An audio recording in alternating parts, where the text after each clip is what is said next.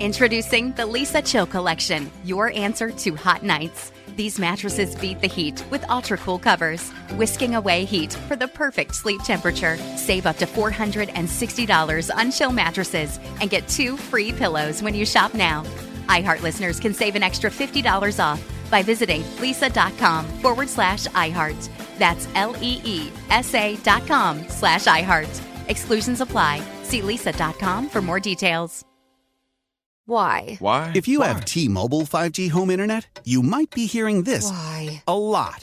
Every time your internet slows down during the busiest hours. Why? Because your network gives priority to cell phone users. Why? Good question. Why not switch to Cox Internet with 2 times faster download speeds than T-Mobile 5G home internet during peak hours? Okay. Stop the whys and visit cox.com/5G home for details. T-Mobile prioritizes certain T-Mobile phone users over home internet users during times of congestion.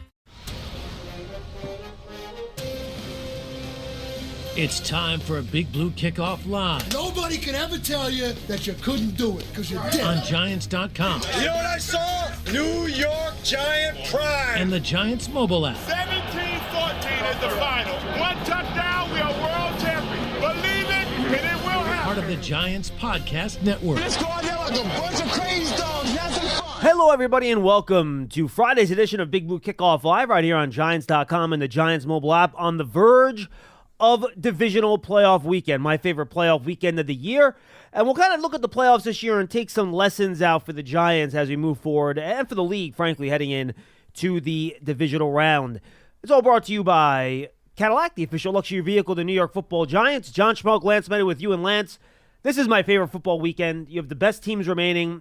Next week, obviously, you get one day, and it's probably the best single day. But I like this weekend better because you get 4 high-quality games, unlike last week, where there were a couple good games in there, but a lot of those games were fairly non-competitive by the second half. Well, you also get the top seed in each conference playing this weekend, and we didn't have an opportunity to see them last week, so I think that can make an oral world of difference. But I'm curious to see whether or not the layoff or the rust factor comes into play, because we've seen that at times where the number 1 seed comes back after about 2+ weeks of not playing. And remember, a lot of these guys also did not play in Week 18. San Francisco and Baltimore rested a bulk of their starters. And they did. I'm a big believer. I think guys should play a little bit. You don't have to play them all 4 quarters, but I do think it's important because you're not going to be able to simulate gameplay over the weeks that follow leading up to the divisional round. And to each their own. There's no right or wrong answer. It's all in the eye of the beholder, but I do think that it could catch up with you. And I'll give you an example. In 2019, the last time the Ravens were the number 1 overall seed, they came off the bye. Tennessee comes into town. That was the year that the Titans went on that crazy run. Dory Jackson actually was on that team. And Baltimore came out stale, fell back by 2 touchdowns. The rest is history. So it can happen. We've seen it. You don't have any room, and this goes back to, not to get off topic, but the whole coaching carousel and whether or not you should get rid of a coach even though you win double-digit games. It's hard to get to a Super Bowl. You know why it's hard? Because the margin for error in this league, John, is non-existent. Yep. You could have an unbelievable regular season. You have one slip-up, it's meaningless. It doesn't matter whether you won 11 games. Doesn't matter whether you won 12. There's no other sport that compares. In the NBA, the NHL, MLB, you got 5 to 7 game series. You have room. You have margin for error.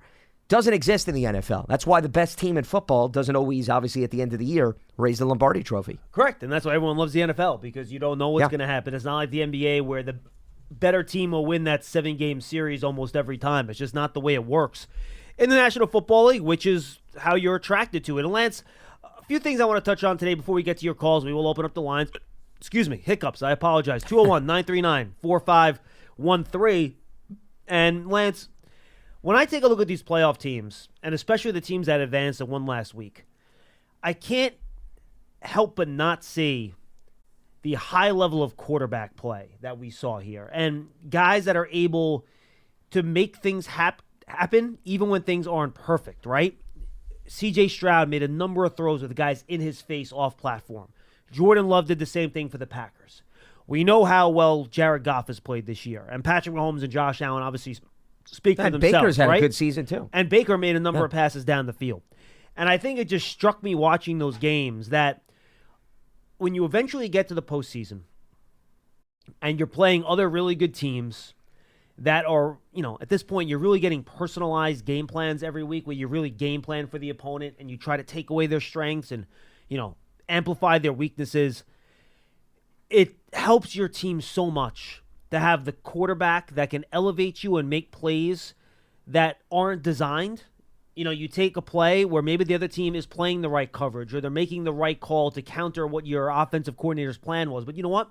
Your quarterback's so good, they go out there and they make a play anyway. And, Lamar Jackson didn't play last week, but he's certainly somebody that is capable of doing that. So that's the one thing that kind of struck me watching that first week of games is just, especially from some of the younger guys, just the high level of quarterback play. If you want to beat other really good teams, it's hard to do it if your quarterback is not playing at a very, very high level. Well, because once again, it goes back to my point. You have one bad game, it's over. That quarterback's not going to have an opportunity to regroup. And Lance, sometimes it's a half. Sure, of course. Dak Prescott had a bad first half against the Packers. Game over. It was game over. Yeah. There's nothing you can do. Well, game Joe over. Flacco, too, in the second half of the Browns-Texans game. He threw back-to-back pick sixes. Game over. You're not going to overcome that deficit. And to me, the best example of the opposite side of the equation here is C.J. Stroud, not last week, but when he was playing Cleveland, there was a play where Cleveland let two blitzers loose. And Brevin Jordan, this is the Brevin Jordan 76-yard catch and run for a touchdown. And Stroud threw in the direction of where the blitz came, which is what you're taught to do, because clearly if the blitzers are coming from that side of the field, nobody's there to then make up for those guys missing. That's your hot. And he made a dump-off pass to Brevin Jordan. There was nothing fancy about it, and then Jordan did the rest, and he weaved in and out of traffic and took it to the house. But little nuances like that, the little subtleties of the game, if you can especially find a young quarterback that can read that so early in his career, it can make a world of difference. And I think we saw that. And Stroud obviously had a really nice performance again this past week where the deep ball was working for them, the intermediate routes. I mean, he's a dual or a triple threat, if you want to describe him in terms of all facets and all layers of the passing tree, because you have to account for the home run, but Stroud will play you for the base hit. He has no problem laying down the bunt, to use the baseball analogy, and letting his guys, once again, do some of the heavy lifting. I think that's what makes the Texans so dangerous. I do think this is by far his biggest task at hand. I think the Ravens are cut from a very different cloth than any of these previous two opponents, but you're going to need those extra effort type of plays from Stroud if the Texans want to continue this run. 100%. That's one thing I took out of this. The other thing I took out of this, watching the playoffs last week and then heading into this week, is the Kyle Shanahan coaching tree, right? And I'll even go back to the regular season here. This is EPA per play. It's a good overall offensive metric that kind of encompasses a bunch of different things. Of the top 7 teams in EPA per play this year, 4 of them, the Niners with Kyle Shanahan himself, the Miami Dolphins with Mike McDaniels, the Los Angeles Rams with Sean McVay, and the Green Bay Packers with Matt LaFleur. 4 of the 7 top offenses in terms of EPA per play this year all came from the Kyle Shanahan tree. And all of those teams advanced this week except for the Rams and the Dolphins. So, 3 of the NFC Where were the teams, Texans, just out of curiosity? The Texans, that's a good question. The Texans in EPA per play this year ranked 15th. Okay, because Bobby Slowick, their offensive coordinator, is from. Yes, and it's, to me, I'd say it's the Mike Shanahan tree. No, that's fair. As opposed to Kyle. Fine. Not to say Kyle has an influence on them, but Mike is the one that really developed all that. 100%, no argument. Let's just call it the Shanahan tree. That's fine. How about that? That works. 100%, that's fair. I approve. My seal of approval. So, and then that means 3 of the 8 teams this week, right? You have the Packers, you have the Texans, and you have the 49ers are from that tree. Yep. And I just think that they do such a good job of using, and I guess this is another lesson, right? All those teams use the run game. They go under center. They use under center play action. It's not all gun all the time. And I think using that and working the run off the pass and vice versa, and using play action to get the ball downfield, that Shanahan offensive coaching tree, Lance, has proven to be, look, I'm not going to say it's like you can't go wrong, but there haven't been many of those guys from that tree that have outright failed. Even Zach Taylor, right, with the Bengals, with Joe Burrow. He's from that tree. You mentioned Bobby Slowick with the Texans. He's from that tree. And it's just worked from an offensive perspective for the most part. So something else that kind of popped in my head as I was watching the league last week and then looking forward to this week is that Shanahan offensive tree, and to their credit, this is not the same offense as they ran 3 or 4 years ago, and I think that to me is key. You've seen these guys adjust. They've evolved, yeah. Like 3 years ago, we're talking about Sean McVay and Kyle Shanahan. We're talking all about outside zone runs, play action boots. You know who runs more straight ahead dual run game than anyone else in the league right now? The Niners and the Rams. So they changed a lot of what they do. And Sean McVay completely changed his offense when he went from Goff to Stafford. Different quarterback. He's adjusting the way he plays. So that tree and the way they coach and the scheme and they marry it to the players, I think the league still has not figured that out yet. And a lot of the reason is because those coordinators keep adjusting back to what defenses are showing them. Well, I think also all of those offenses keep you on your toes because they're very difficult to get a good read on because of the different style of rushing attack. Also, most of the running backs in those offenses can serve as weapons in the passing attack, which I think also makes it a bit more challenging. And they also go after, and to me, this is where it's the offense meets the personnel groupings. And this is where the general managers deserve credit, too. They're giving these coordinators, John, and head coaches, playmakers, athletes, guys that are so shifty, could get out in open space. You look at what the Niners have, but even the Rams, Kyron Williams helped change the complete trajectory of the Rams season because when he came back from injury and the Giants went up against them during that period of time, you saw what Kyron Williams could do. It gives Matthew Stafford a new facet to work off of. It strengthens the offensive line because when you're running the ball, you're asking your offensive lineman to push forward as opposed to constantly play backwards in pass protection. I mean, even the Texans picking up Devin Singletary, who was a bit of an afterthought in Buffalo, has served as a nice complement to C.J. Stroud in that Houston offense. So you can really go down the list. Kansas City, Isaiah Pacheco and his fierce running. And I know this is not the Shanahan tree, but all of these teams, I'll take your point a step further, they have some semblance of a run game. The Lions, you love what they're doing with David Montgomery and Jahmyr Gibbs. That's not a coincidence. And what Aaron Jones is doing for the Packers, especially when A.J. Dillon is sidelined right now. And how about the way the Bills have developed a run game in the second half of the year? Yeah. It's one of the reasons Without they a doubt, turned James things Cook. around, 100%. And then I think you make a good point. The weapons for these teams are also very different. Like, there is no Nico Collins, a guy that's built that way on the 49ers, right? There's no Deebo Samuel on the Texans. Kyron Williams and Christian McCaffrey are very different running backs from a physical skill set perspective. So, again, these coaches are able to take different types of talent and I think turn them around and use them in a certain way to allow your team to be successful. And the other thing I'll talk about, too, and I talked about you need a really good quarterback playing a high-level quarterback play. I think what you're seeing the NFL get to now, and it went through a period where this was not foolproof, and it's not foolproof now because you're still going to have misses, obviously. But it's been the quote-unquote trait quarterbacks that I think have paid dividends moving forward here, right? Like Justin Herbert, you build him in a lab to quarterback, right? Jared Allen, you built him in a lab to quarterback. No one questions Patrick Mahomes' You mean size. Josh Allen you talking about? What did I say? Oh, you said Jared Allen. No, Josh Allen, sorry. Yeah, okay. Josh Allen, yes. I wasn't sure who you were talking to. And Patrick Mahomes, obviously, is built to play quarterback. Jordan Love, physically, built to play quarterback. Yep. C.J. Stroud, physically, built to play quarterback. Lamar Jackson, even to an extent, a little bit smaller, but again, the physical tools are there, right? When they drafted Lamar Jackson, no one was worried about him being limited physically from playing the position. Like, he can do everything you need to do from a quarterback position, right? And I think it allows you to do some more things, and it makes it easier for those quarterbacks to overcome defenses and things defenses throw at you when you have those physical advantages at the position. And, that's, I think, what made the Giants excited about Daniel Jones, right? Because between the athleticism, the size, and the arm strength, I think he falls, no one's in the Josh Allen category, obviously. He's a man amongst boys in terms of everybody. He's 6'4", 240, runs like a running back. But, you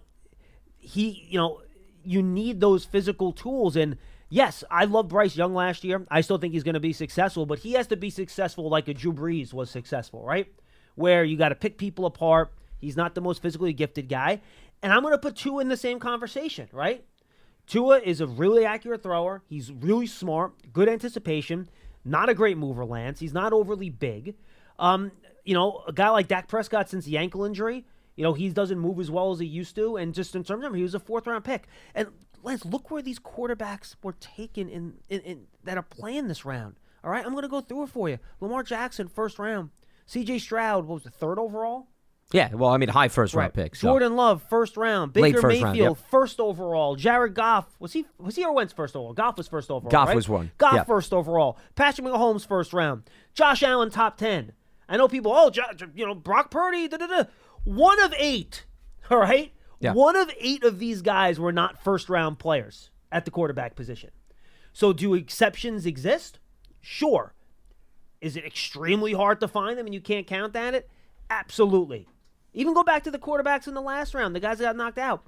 Matthew Stafford, 1st overall pick, right? Like, Joe Flacco was a 1st-round pick when he got drafted. Yep. Deshaun Watson, who was there before he got hurt, he was a 1st-round pick. I'm just going through these other teams in my head right now, the ones that got knocked out. But Tua was a first-round first-round pick. Yeah. Absolutely. You look at all these teams. Dak is the exception. Mason Rudolph for the Steelers would be an exception. Yeah.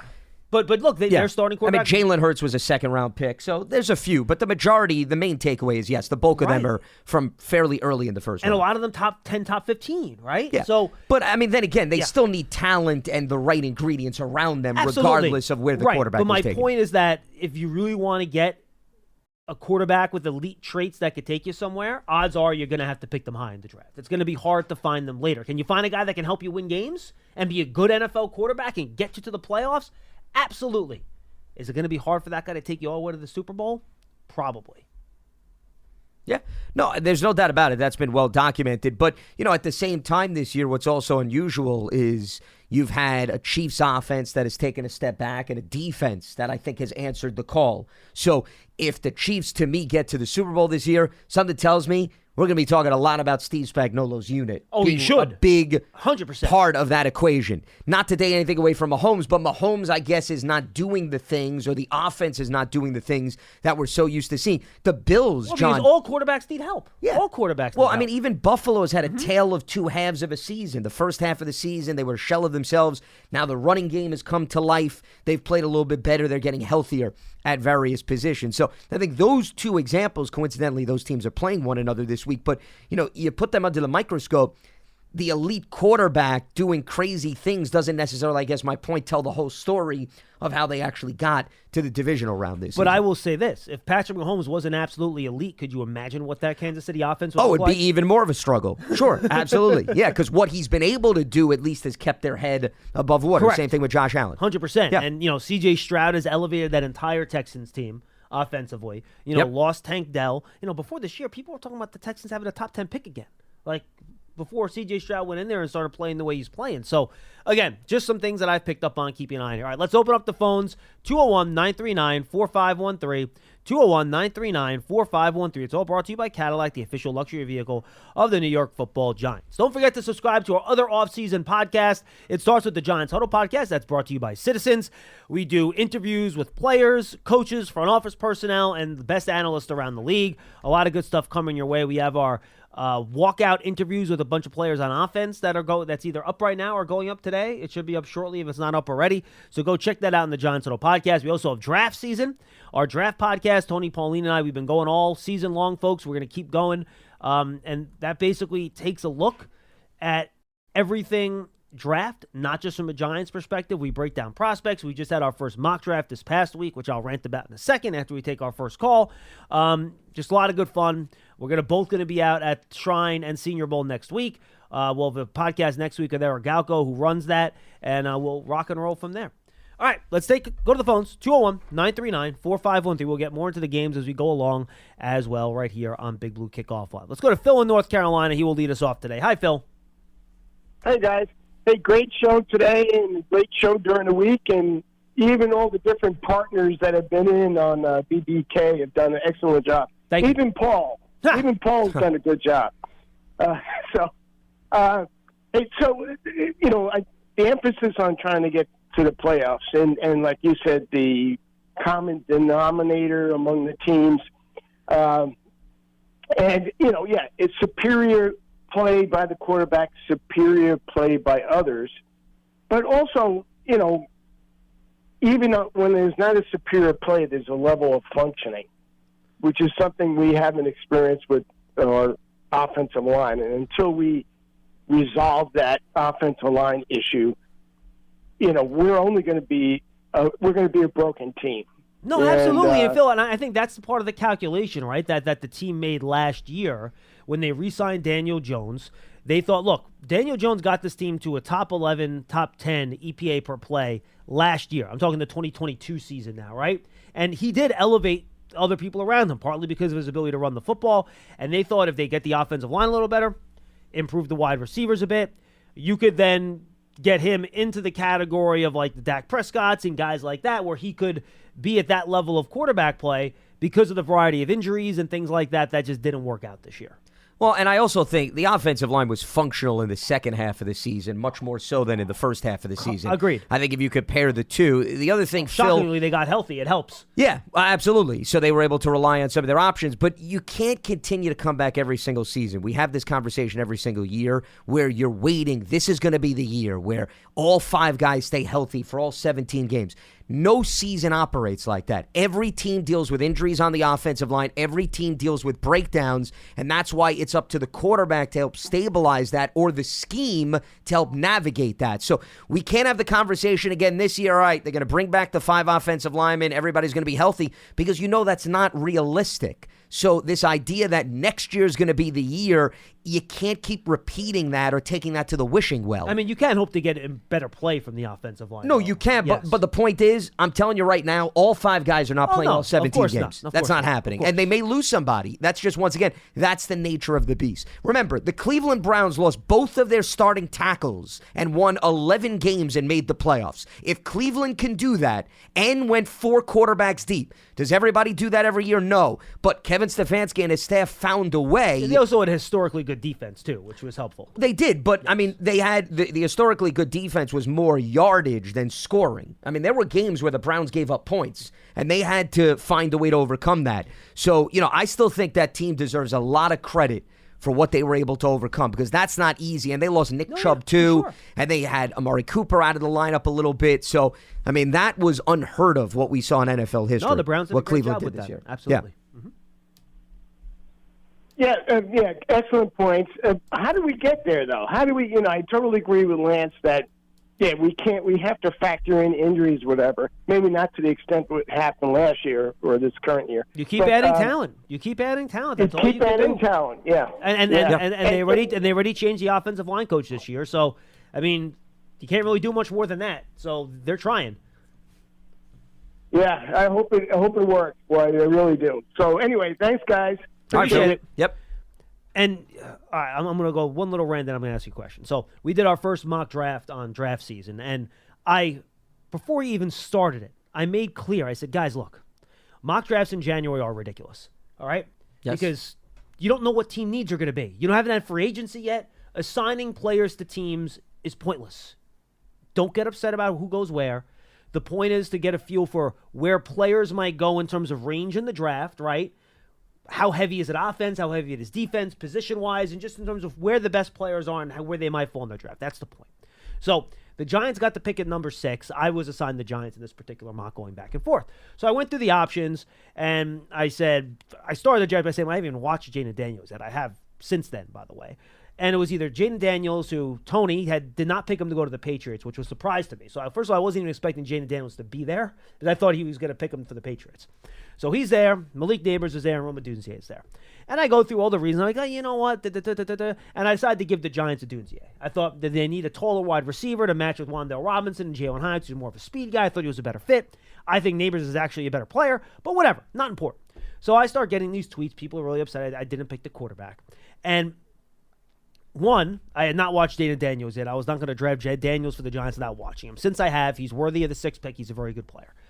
But, guys, do not go overboard on what you see from mock drafts in January. I was talking to somebody that his employer makes him put out mock drafts in January. He hates them. Torture was the word I got for this, because needs are going to change. All-star games, combine, new data, pro days, injuries, a million things are going to change. Everything you're doing now is just getting to know the players, and then you figure out what teams are going to do later. And just keep that in mind. Don't lose your mind over every mock. The Giants coaches, including their head coach, have not even watched an iota of college tape yet. You don't think they're going to have input on terms of who a team drafts? And that's the same for all the NFL coaches around the league. Not one NFL coach has watched college tape yet. So nobody has any idea, even within their own buildings, what they're going to do in the draft today. Except for maybe a team like the Bears because they're first overall, and they've probably thought about that for a little bit. But, just a tad. Yes. Yeah. But other than that, just don't take these things too seriously this early in the process. That's all I'll say. Yeah, I mean, I would echo your sentiments. I don't think I've even glanced at a mock draft or two. No. Mainly because I don't put much stock or substance in it. I think it's more important to digest free agency first. Yes. Let's see how that pans out. Let's see what teams address. Remember, the other thing, and I think I was talking about this with Paul the other day, there's going to be probably a trade also that's going to shake up the order too. That's another thing that right now is completely unpredictable. Case in point, Arizona and the Chargers I could see as candidates to move out of those spots, especially if there's a team that wants a quarterback. If one of those teams wants to move back and grab some extra draft capital, here's the problem. They could very well do that. The problem is that if there's only 3 top 10 quarterbacks, by the time Arizona gets on the board at 4, they might all be gone. No, they could. Yeah, well, that was the other thing that we discussed. And that would have to be about. That would have to be a draft day trade then. No one would make that No, trade of course. ahead. Sure, absolutely. Yeah. But the first 3 teams in the draft could easily take quarterbacks. So you have to then love 4 or 5 quarterbacks, which to me is highly unlikely. It's highly unlikely that if you went on a draft board and you went through all 32 teams, that they all have the top 5 quarterbacks bunched together. There's separation points between all of these guys. That's more of a reason why if you're the Giants, you don't take a quarterback for the sake of taking a quarterback. You take a quarterback because the guy that would perhaps be available for you at 6 is there. You don't settle. The worst thing you could do is settle for a quarterback that high in the draft because remember. Don't pick the guy you have 25th on your board just because he's a quarterback. Well, and here's the reason why that becomes dangerous because even if you draft a quarterback this year, let's assume Daniel Jones is healthy, ready to go week 1. And he's going to start. That quarterback's not playing that you drafted. Correct. So you're not getting an immediate impact, John, out of that player. That's more of a reason if you screw that pick up, you are not only missing out on somebody down the road helping your team, you're not getting anything in the immediacy of the draft. 100%. So that's a double-edged sword right there. You don't want to put yourself in that position. That's why you never settle for a quarterback, especially after maybe 2 to 3 guys are already off the board at that point. The only way you pick that guy at 6 is if you think he is like one of the guys we talked about in the open, right? Yeah. The guys that can take your team to an extent, put them on your shoulders, and elevate everyone around you. That's the guy you pick at 6. You do not pick a guy that, I hope if we do the right things around him that we can figure out a way to make the playoffs. That's not the guy you pick. You want to pick that guy in the 2nd round? All right. Oh, sure. You could take a flyer cool. on that. Yeah. That's fine. Then maybe he develops into something more than that. Great. Fine. No problem. I'll argue the utility of that based on, is that what you want? Is that the ceiling you want to set for yourself? But again, it's an inexact process. Guys can be better than what you think they are when you pick them. But, just something that in terms of the draft that I want to make sure people are clear on in terms of, strategy, what you're thinking about. Guys, we have some open lines, 201-939-4513, 201-939-4513. Lance, which game this week, and I'm going to take Chiefs-Bills off the table because I wouldn't consider that an upset no matter which team wins that game. Yeah. Of the other 3 games. It's a 2-3 matchup anyway, yeah. Which team do you think has the best chance of walking away with a win from those 3 road teams, the Texans, the Packers, and the Bucs? I'd probably go Tampa Bay of all 3. I do not think there is any team that matches Baltimore. Now, could the Ravens get upset? Sure. I mean, look at what happened to the Cowboys last week. Anything can happen in the NFL. But if Baltimore brings its B-plus game on Sunday, or Saturday, the Ravens should win. I mean, I think the Ravens are the well-oiled machine right now in football. San Francisco, right behind Baltimore. Green Bay played very well, but I think the Niners' defense is a bit different than Dallas, and we have not seen San Francisco's defense have the level of performance that we saw to Dan Quinn's unit. So can Green Bay duplicate that in back-to-back weeks? Not necessarily sold on that. And I'm not sure the Green Bay defense can slow down the Niners offense, to be honest with you. And that, to me, was also one of the biggest surprises of the Cowboys-Packers game. That was the surprise for me. Joe Barry was actually being run out of town by Packers fans. Correct. They were looking forward to Matt LaFleur making a change, and now they know it's probably going to be that much more difficult under the circumstances. Then again, they still could make a change. Not that I'm campaigning for anybody to lose their job. So Baltimore and San Francisco, I don't see that happening. That's why all eyes come back to Tampa Bay, Detroit. The Bucs, they've got a lot of weapons around Baker Mayfield. Baker Mayfield protects the ball. That Lions defense is to be had, okay? The Lions defense has been a liability this season. It's been a liability that nobody wants to talk about because their offense has been so good. The Rams, Matthew Stafford had 2 explosive big yardage touchdowns in that game last week. They were in position to easily walk away with a W in Detroit, and it came down to they ran out of time. The Lions were able to kneel down. And it was red zone. It was the Rams' failures in the red Correct. zone. They played better than the Lions in that they game, moved but the ball. Lions were better in the red zone than the Rams, and that was the difference. Yeah, so if the Bucs move the ball, which I think they're capable of doing, and I think Baker has a number of weapons he could rely on, the offensive line is held up, and that defense, even if that defense gets involved in a bit of an offensive clinic, if the Bucs can match wits with the Lions, Tampa Bay could go to Detroit. It's indoors. The weather is not an issue for a team that plays half its games in warm weather. I'll take the Bucs as the best chance for an upset. You need to game plan for Hutchinson. If you can figure out a way to block him, they don't have another guy that I'm really worried about winning one-on-one against you. So if you can game plan against Hutchinson, run play action in his direction, double team him, chip him, cut him, and then, you know what, if another Lions defensive lineman ends up wrecking the game for you, you tip your cap and say, okay, we messed up, fine. But I'm with you. I think that Lions defense is certainly vulnerable. All right, 201-939-4513. Let's go to Bob in New Jersey, Pearson, line 2. Let's go to him first. What's up, Bob? Yeah, I just want to talk about quarterbacks for a second. Sure. People are saying Jones is not the guy. I'm 81 years old. My first Giant game was in 1950. In 1953, Charlie Connolly was booed out of the Polo Grounds. In 1983, Phil Simms was a bum. The only difference between them is the neck injuries for Jones, which is really an issue. Well, and Bob, the neck and the knee. Yeah, the torn ACL is serious too. Yeah. Well, yeah. I mean, neither the other is good. guys had. Yeah, the other guys had knee problems too, though. I got you. Fair enough. I hear you. In this, okay. Yep. So they got to build a team. Charlie Connolly all of a sudden became great when the Giants built a team around him. The same thing with Phil. When Parcells put his team together, I will say this, Bob. I think it's much harder to win like the '86 Giants did in the '80s to win with that type of style today. I think it's a lot harder. It was also you're also laying out pre-salary cap error too. Let's not forget about that. And the free agency issue was big. Yeah, because they changed players all the time. However, you can still build a team. Of course you can. Of course. Look Frisco has the 7th round quarterback who turns out to be good, but how good would he be playing behind the Giants line? Yeah, but Bob, how about this? One of the reasons they can build such a good team around him is because Brock Purdy's not making any money. Yeah, exactly. Yeah, that's true. You know what I mean? The thing is, but my point is that how about giving Jones a break here?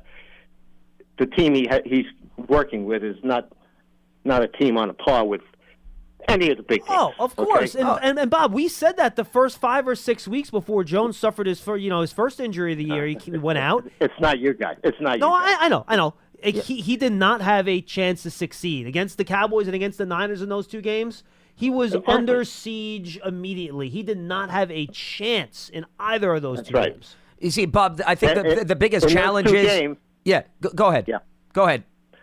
In those 2 games, he had one series, the first series in the first game, when the offensive line actually played well.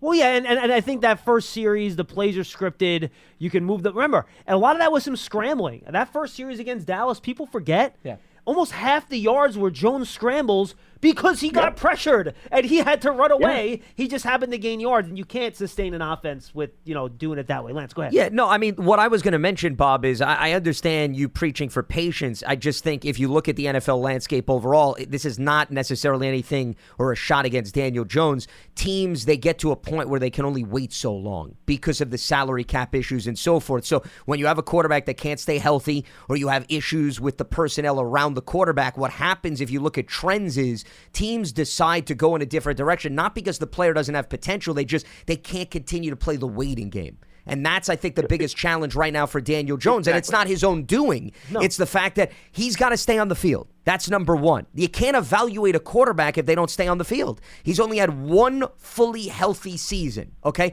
The Giants, they can't use their imagination to evaluate the signal caller. Well, let me ask you something. And Bob, hold on one second. Hang with us. And Bob, I'll ask you this question too, but I'll ask Lance first. Did you learn anything, aside from health, did you learn anything about Daniel Jones this year as a quarterback that you didn't already know heading into the year? No, nothing at all. Neither did I. How about you? It's status quo for me. Yeah, absolutely. Absolutely. And absolutely. That's a problem. But that's coming off of him leading them to the playoffs and winning a playoff game. Sure. That's the last thing I know about him. Yeah. No, look, Bob, I agree. Sure, but I mean, then again, Bob, in fairness, I know we were talking about earlier in the show about quarterbacks elevating play, but, that was also a product of a variety of other factors, which we learned as a result of what we saw this year, whether it be the combination of the schedule, Saquon Barkley, a defense that came together. Correct. Right. There were a lot of elements that came into play. But we have not seen Daniel Jones operate here with above average offensive line talent and above average weapons. We haven't seen it yet. That's for sure. We haven't seen it yet. Well, but I want to see that. But the problem is, it goes back to how much longer can you wait to see it? 100%. That's what I'm getting at. And Bob, this is the other side of the argument. Now I'm going to play devil's advocate to myself. I'm just putting all the options out there. When you have again, I don't know who's going to be there when the Giants pick at 6. The first 3 players drafted might be quarterbacks, and then the point I'm about to make doesn't mean anything. It's useless. But very rarely, unfortunately, the Giants have done this much more frequently than you would have liked. Do you get to pick really high in the draft, right? There aren't many times when you don't have to spend draft capital, a ridiculous amount of draft capital, mind you, to move up to pick a quarterback, and you can just pick and sit and pick a guy that you think can be a level-setting, elevating franchise quarterback for you. And it's very difficult when you have a quarterback, but again, we talk about Daniel, we believe in him, we think he's good. When you have a quarterback that's had a lot of injury issues, right, and coming off torn ACL, and this is, I think, the point those fans are making, can you pass on that player if he's sitting there staring you right in the face at number 6? That's where the debate and the tough conversation has to happen. You know what I mean? Yeah, sure. But you're not talking about the first 3 quarterbacks. The first 3 quarterbacks might go in the first 3. Sure. Yeah, they might. Absolutely. That's possible. Sure. So you're talking about guys who are also ends. Well, then you do not select a quarterback at number 6. Because that's settling. That's exactly what right. we were talking about earlier. Yeah. I mean, I would think under those circumstances, thank you, Bob. If the Giants, would appreciate the call, as it stands right now, and once again, this is very early, I would think if the Giants have a love fest with a quarterback, that may require a conversation about moving up to get the quarterback. Yeah. I think as it stands right now, John. Now, that could change. I don't disagree but if with you asked me right now, if the Giants want a quarterback and they want their guy, I think that would require giving up some draft capital. That's just my opinion. Once again, early in the process before we see a lot of movement. And here's the problem, Lance. You might have all the capital in the world. These teams are so quarterback needy. I'll put the Bears aside because they actually do have somebody in-house that I think has shown that, I would put him into a Daniel Jones level of quarterback in the NFL, right? I think, same tier. You can argue where they rank in that tier or whatever. We can have that conversation. If you like Fields better, I get that. That's fine. But I don't think you could offer the Washington Commanders anything on this planet to move out of the second pick in the draft. Yeah, well, I wouldn't. And plus, you're going to have a new GM and a new head coach. They're not tied to the existing quarterback. And a new owner. Yeah. Sure. So I don't think you could offer them the lease to MetLife Stadium, your entire offense, pick players. They're not moving. That's how valuable a franchise quarterback is. They're not moving. I think the Patriots are in the same boat, If too. I'm the Patriots, I'm thinking the same. And apparently, and I didn't see the press conference, but somebody told me this morning. If I'm wrong, somebody call up and correct me. Well, I watched the whole press. You're talking about with Mayo? Yeah, where Mayo basically said, what are you in the draft? We're going to pick a player at a position that's really important to winning. Yeah. and he basically was like, no crap, we're picking a quarterback. Well, he knows he has to fix the offense. Yeah, that has to be the course. first test. Plus, Bill O'Brien, I don't know if you saw now, took the Ohio State job. So he's going to have a new play caller. Let's put it that way. So bottom line, those 2 teams ain't moving. So your only hope is the Bears, all right? Then the conversation starts starts with what the Bears got for the first pick in the draft last year, which was 2 first-round picks, a second-round pick. In fact, I think it might have been 2 second-round picks. I think they got Carolina's second-round pick last year, right? So 2 1s, 2 2s, and DJ Moore. Okay? 2 1s, 2 2s, and DJ Moore. Is that correct, Lance? Let's see. I'm looking up right now. Bears sent the number 1 overall pick in the 2023 draft to Carolina in exchange for DJ Moore, selections in the first and second rounds in 2023, 2024 first rounder. So there's 2 first.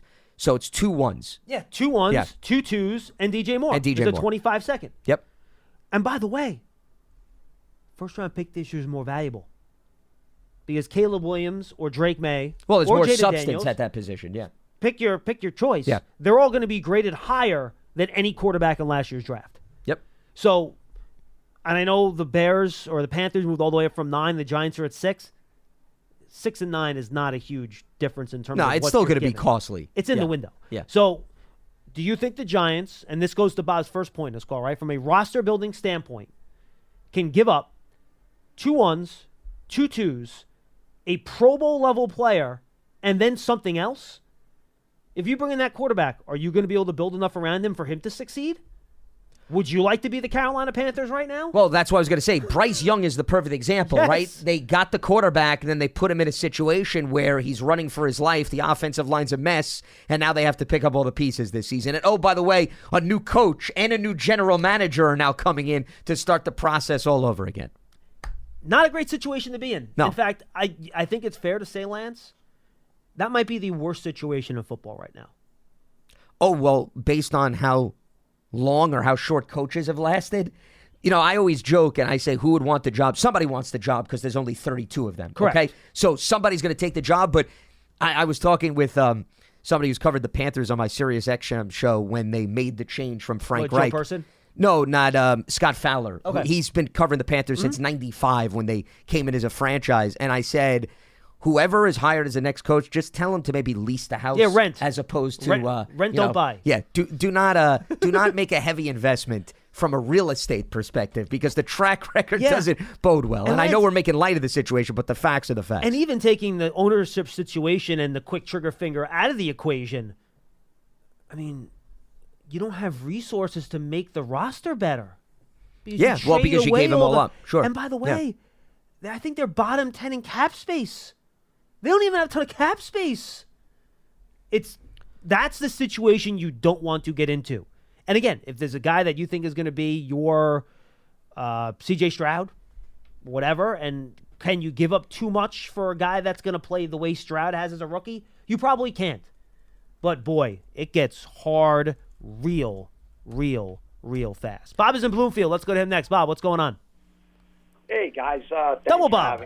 What's up, Bob? So I was listening in on the last call, and I'll ask my question real quick. Yes, sir. First, I just want to comment that in defense of Jones, it's very difficult to play quarterback behind an offensive line that's having difficulties like the Giants have. Oh yeah, we said that. Yeah, we agree with you, Bob. Yeah, Absolutely. and I agree with you guys, and that's a real unfair assessment because they just couldn't block at all. He would take even Eli at the end of Eli's career. I would have loved to see Daniel in front of and again, not that the offensive line the second half of the season was some dominant all-pro unit, but at least it was functional. Yeah. I would have loved to see Jones with that line in front of him against what was a much easier schedule as well in the second half of the season compared to what he had to deal with in the first half. Yeah, and my point, you could put Patrick Mahomes behind that line, and he wasn't doing anything. So basically, my question's this, guys. This has been troubling a lot of guys in my area here, big Giant community. And the question's this, right? You go into OTAs, you go into training camp, you go into the regular season. You're 10 weeks in. Every time you listen to a coach come out, Bobby Johnson, Wink Martindale, they come out, technique, we're going to watch the film, we're going to get better with technique. You guys would know better than me. These are pro football players, right? If I did this on my job, I'd be fired after all that time. How many weeks can you say the same thing, that we're going to work on the technique? At some point, making millions of dollars, you got to understand the concept of the technique. Does that mean that maybe the coaching, because I'm a big Dable fan. I'm really aggravated with the press that's going on. I really think Martindale backdoored him with those Wilkins brothers. I didn't like the positionless defense that he so preaches. The same thing happened in Baltimore at the end of his career, up there arguing with Harbaugh and getting out of there. That positionless defense is really difficult when you're moving people around a lot because, in my opinion, you should have football players, physical football players. Put a linebacker who's a middle linebacker. Put a linebacker who's an outside backer. Don't be putting safeties at the outside end position and trying to send them in there. I don't agree with it. I think that there was dissension going there, and I think they're spreading a lot of this gossip in the news about Dable. I'm not saying Dable's perfect and he doesn't want to win, he doesn't go off, but, what I was seeing a bunch of guys not getting better. Kayvon Thibodeau, not getting better. Evan Neal, not getting better. A lot of them offensive linemen, not getting better. And I could go on and on. That's coaching to me. Well, they made a change, though, at the offensive line position. Oh, I know that. Based on what you laid out, yeah. That's not my point. My point is that the media is presenting this like, there's only fault on one side. It's really not the truth. The Giants have not improved at all. You can't keep saying 17 weeks in, we're going to watch. People on TV, we're not football experts, but we're not stupid either. How many weeks are you going to say the same thing? We couldn't stop the run, Wink, all year long. Again, we're at the bottom of the league stopping the run. Well, Bob, I think there are two different parts of the conversation. When you talk about team performance and, for example, stopping the run to your point, that's something I think you can make adjustments over the course of a season, adjust your scheme, do things like that to maybe improve yourself in that area. Now, maybe you hurt yourself in other areas. You need to bring a safety into the box. You might get beat over the top more. That's a conversation. There's a trade-off. I do think it is difficult, though we have seen it, for individual players to work on their craft during the year. There's just not a lot of practice time, good on good, once you get to the regular season where a guy can really focus on a fundamental trait and get that better over the course of the season. That, to me, is always more of an off-season work type of deal where you go to you either work on your own, you go find a personal position coach. If you're an offensive lineman, you go to LaCharles Bentley's school. You go Duke. You go to Duke Merriweather. Yeah. Duke Manyweather down in Texas, correct? And then you work on your technique that way. I understand what you're saying. These guys, offensive tackle is probably besides cornerback, the toughest position to play in football. You get beat once out of 20 snaps, you stink because you gave up a sack fumble, right? And you do well the other 19, nobody notices you. So, yes, it's a player thing. Coaches are teaching the technique. Players have to be able to accept that teaching and improve. Some players are able to.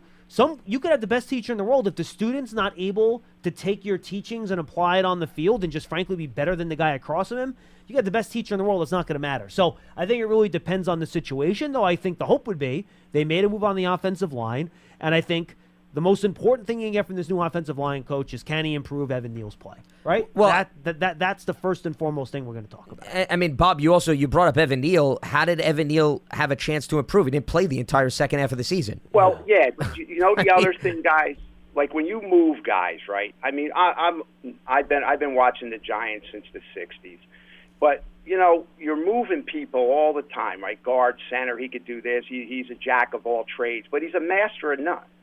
So you're teaching him all this stuff, cramming it down his throat at 23 years old. I mean, Evan Neal just played right tackle. No. I'm talking about your interior. Interior line. John Michael Schmitz, Evan Neal, and Andrew Thomas literally played the same position the whole year. John Michael Schmitz didn't move. He missed some time. I mean, the guys that moved have been in the NFL for some time. And they had to move because guys got hurt. And also, they're guys that have become journeymen who know in order to stick with a team, they have to be able to play multiple positions. So, right, I mean, that's the nature of the NFL. But something like I still can't quite grasp this, and I'll let you go, is that, Saquon Barkley takes a handoff. He's getting hit in the backfield. Yeah, it's not that's good. Coaching. Sure. No, that's pulling guards. It shouldn't be pulling. That's technique. That's coaching. I don't care what you say. These guys are pro players. You should not get your back hit in the backfield. These players aren't that bad. They're not that bad. Their technique isn't that bad. Something with the scheme, something with How does Barkley get hit more than any back I've watched all year? The guy can't even get to the line of scrimmage on half of his carries. No. Well, I mean, I don't know if appreciate I'd it, Bob. say Thank half you. of the carries, but yes, there have been situations. Listen, they've struggled with stunts and twists for years. I mean, John, how many times have we talked about when they play the Cowboys and you see a free runner getting to the quarterback? So, I mean, there's examples of that, but I have nothing against moving guys around. You need to move offensive linemen around because injuries are going to happen. You can't have the mindset, this guy can only play tackle, this guy can only play guard. How are you supposed to field 8 or 9 guys on your roster if you have no versatility? There always has to be 2 to 3 offensive linemen that are capable of playing multiple positions. You're not going to be able to get through a season that way. So I don't think that's a negative. And the other thing is coaches too, and this is why I don't read too much into press conferences or chats during the season. They're going to do what they can to try to protect the player. Yeah, so a lot of coaches have that mindset. Here's generic answer, it comes Correct. right out of the book, Exactly. and you give it.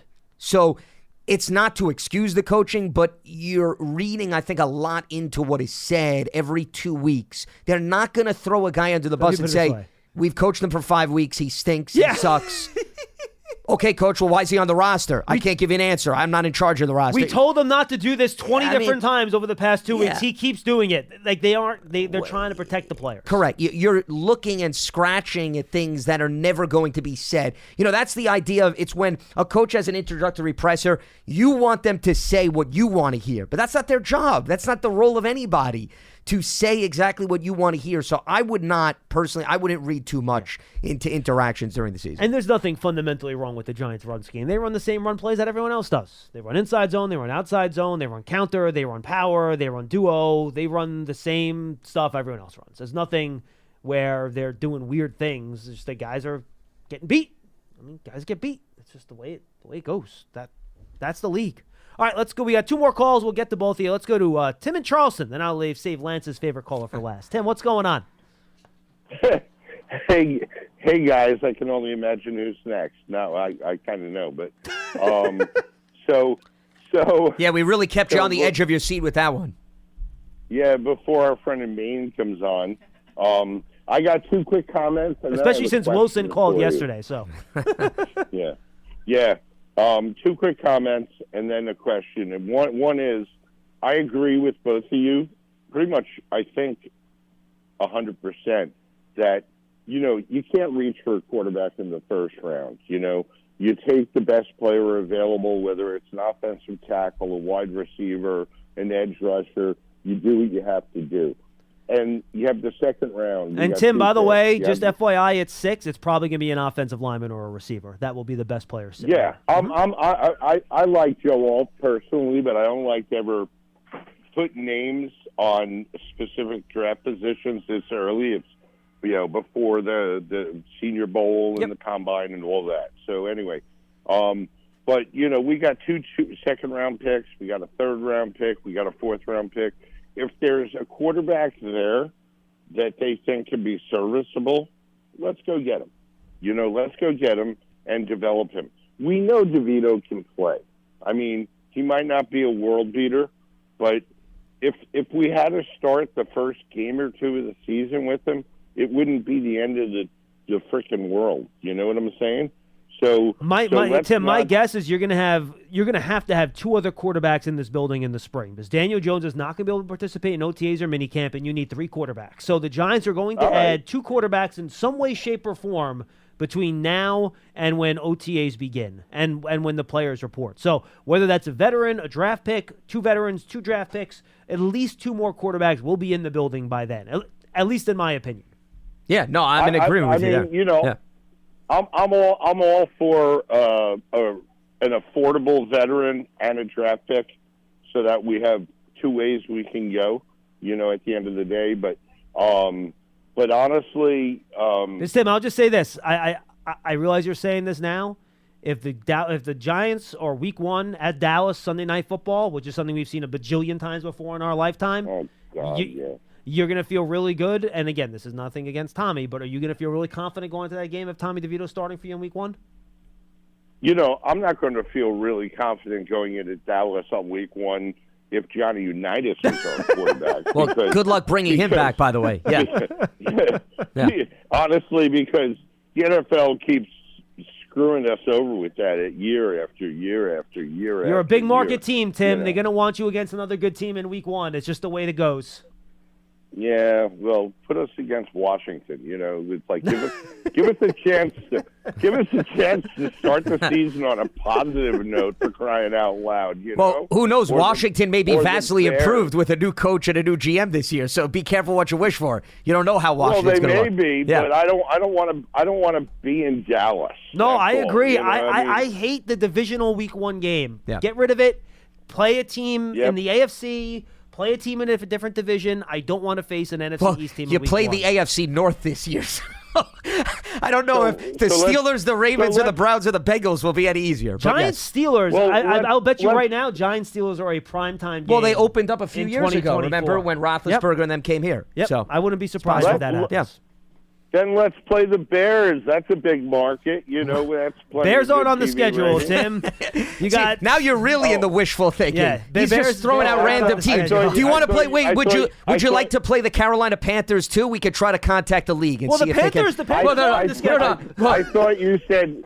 I thought you said NFC North. No, AFC North. No, we were talking AFC North. AFC Yeah, AFC North. Yeah, AFC North. Okay, my bad. Yeah. It is AFC North.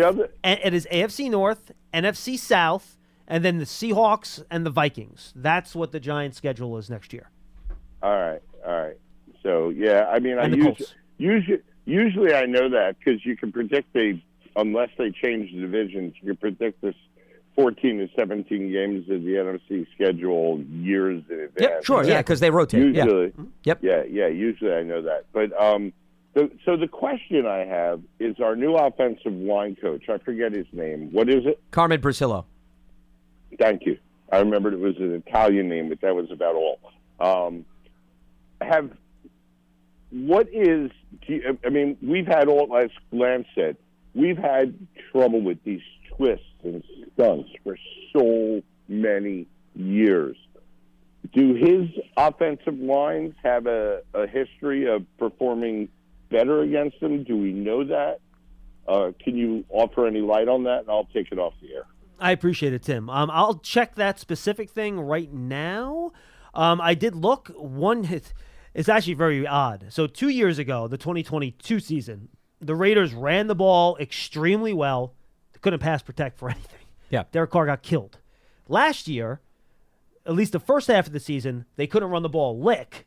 Got better the second half, but they actually pass protected pretty well last year. But again, I think a part of that probably is the way they used their quarterbacks. It was a lot of play action, a lot of get rid of the ball quickly with Aiden O'Connell. You're only dropping back, 15 to 20 times a game. So I imagine that probably did help those pressure numbers a little bit. Yeah, which probably doesn't give the defenses an opportunity to run a lot of twists and stunts because they just don't have the time or the extra second to do that. And the other thing to keep in mind is not to say that Brasillo doesn't have experience, but even to answer this, the sample size is small, John. You talk about he was the Patriots offensive line coach for 2021 and with the Raiders for the last 2 seasons. Everything else has been at the collegiate level. So you're not going to have much data to really go by, and you're going to have new personnel that he's going to have to work with. So, all right, so against stunts this year, the Raiders had the 7th lowest pressure rate, but they were 5th lowest against all plays. So they were actually a little bit better against regardless nonsense of the strategy than and so stunts. forth.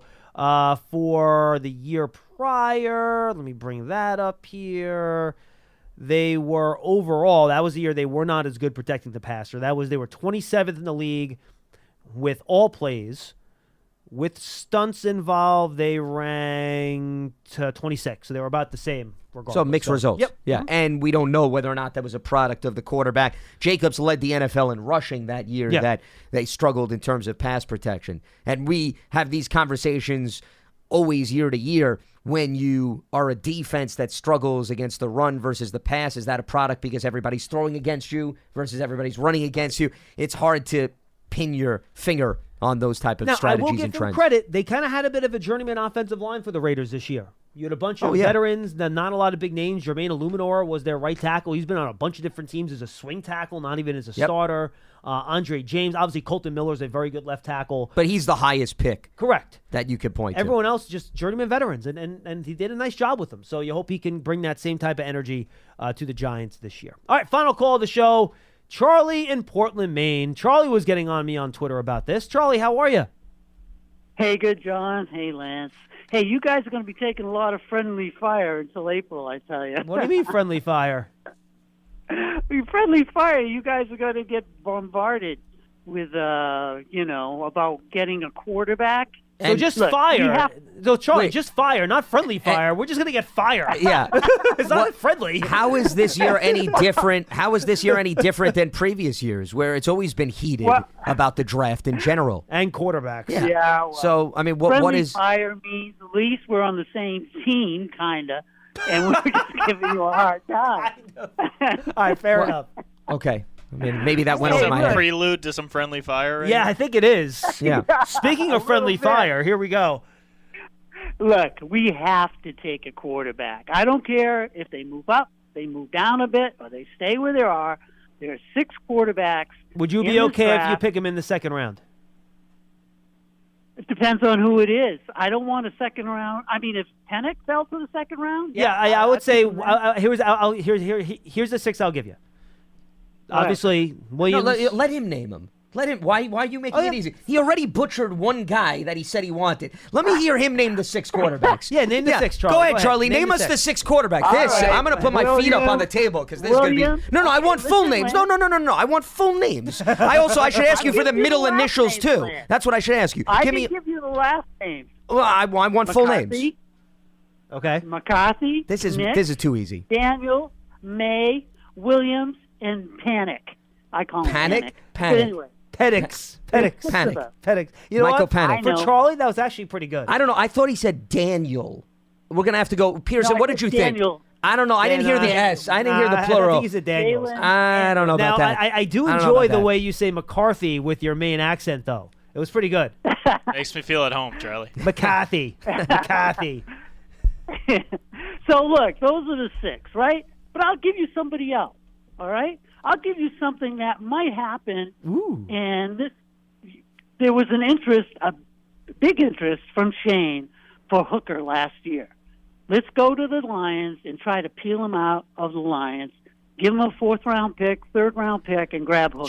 Charlie. What? I believe the Lions picked Hooker with their 2nd-round pick last year. Is that correct? Third. Yeah. So that's where the conversation starts. You aren't getting them for a 4th if they use the 3rd on them. And I don't think they'd be. Remember, Jared Goff's going to be a free agent. I think after next season, Lance, if I'm not mistaken. So I'm not sure they're going to. Teddy Bridgewater's retiring. So I'm not sure they're going to want to get rid of their guy that they've been grooming to potentially, and we'll see what happens. They might sign Goff to an extension this offseason. I don't know, but they might not be wanting to move off of a player like that. I know, but I'm just saying. Yeah, Goff is a free agent after 2024. If for some reason, which they have to take a quarterback, look, Jones' era is done. He's had 2 neck injuries, ACL, concussions. I mean, enough. Well, that's why they have to address the quarterback position. And Joe Shane said that. They absolutely have to do that. Charlie, there's no argument there. But what you haven't answered is, because I know you've broken down the film of all 6 of those guys. In your estimation, all 6 are even? Meaning there's no differential between all 6 of those guys. So if you take one at 5 or one at 6 or one at 15 or one at 44, there's no difference between any of those quarterbacks. All 6 look beautiful in a Giants uniform. You put them in right there. They're ready to play. It doesn't matter. The environment, irrelevant. Charlie, I would think one of those guys would be available either when the Giants select in round 2 or maybe you move up a few spots to get one. If all 6 of those guys are off the board when the Giants select, 39, I think, something like that in the second round, I would be surprised. I don't think that's going to happen. Look, all 6 of them have had better college careers than Daniel Jones. How many NFL games have they played? Well, they haven't. How many? Okay. But so you're going off. You're comparing. Wait, let me get this straight. You're comparing a collegiate resume. Stroud didn't play in the NFL games either. How's he doing? Yeah, Stroud's having a good season. Does everybody turn out like C.J. Stroud? Does everybody turn out every college quarterback in the NFL history archives has turned out to be C.J. Stroud? So how's Bryce Young making this year, Charlie?